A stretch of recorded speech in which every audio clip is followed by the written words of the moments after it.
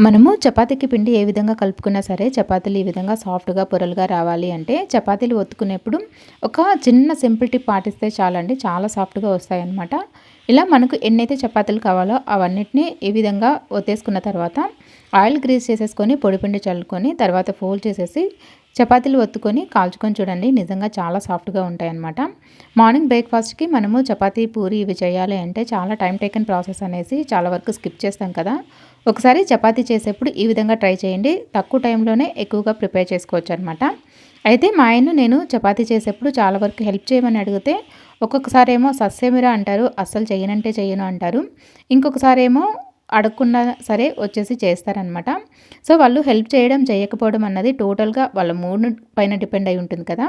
So, అన్నట్టు చెప్పడం మర్చిపోయాను. నేను డీడీటీసీ పోస్టల్ సర్వీసెస్‌కి సంబంధించి కంప్లీట్ ఇన్ఫర్మేషన్ వీడియో కింద ట్యాగ్ చేస్తాను. ఒకసారి చూడండి. బిజినెస్ చేసే వాళ్ళకి యూజ్ అవుతుంది.